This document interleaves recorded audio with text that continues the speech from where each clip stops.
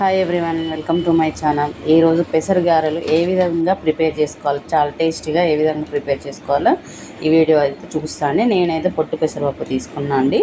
పొట్టు పెసరపప్పు తీసుకొని ఓవర్ నైట్ నానబెట్టండి. నేనైతే నానబెట్టేసి ఈ విధంగా పప్పు కడగాలండి. కడిగి మన ఇసుక ఇంకా ఉంటుందని గాలిచ్చాను. నేనైతే గాలిచ్చేసి జల్లిబుట్టలకు వేసుకోవాలి. కొంచెం వాటర్ పోయే వరకు ఈ విధంగా పెట్టేసుకొని ఈ పప్పును మిక్సీ చేసుకోవాలండి. ఇందులోకి అయితే ఉల్లిగడ్డ, పచ్చిమిర్చి, వెల్లుల్లి, కొంచెం అల్లం పేస్ట్ వేసి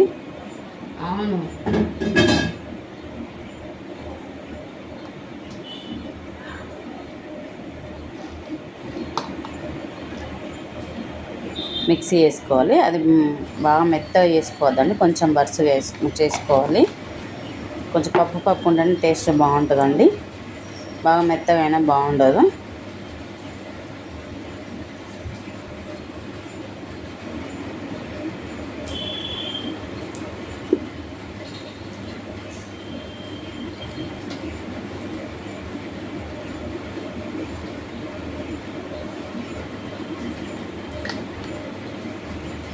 రుచికి తగినంత సాల్ట్ వేసుకోవాలండి.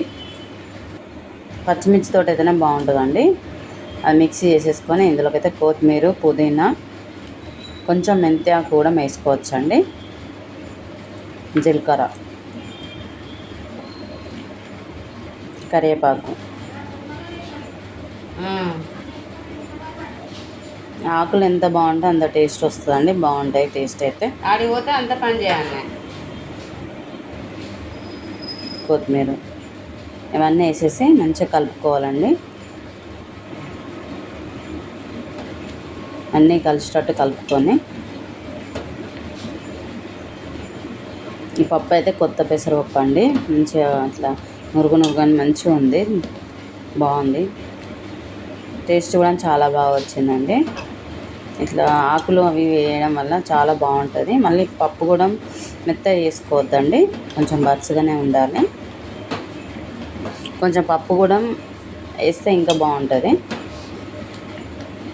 మిక్సీ వేయకుండా కొంచెం పప్పు కూడా వేసుకోవాలి. అక్కడక్కడ పప్పు తగులుతూ ఉంటే చాలా టేస్టీగా ఉంటుందండి. అట్లా ఆ విధంగా వచ్చేటట్టు చేసుకోవాలి.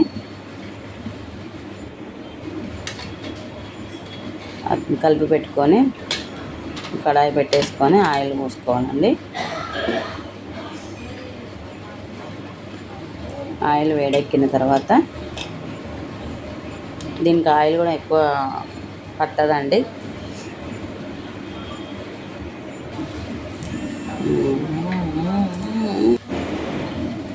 ఇట్లా ఆయిల్లో వేసేసుకొని మంచిగా కాలనివ్వాలండి. సిమ్లో పెట్టుకొని, బాగా హైలో పెట్టినా కూడా అన్నీ ఈ విధంగానే చేసుకొని మంచిగా కాలనివ్వాలండి.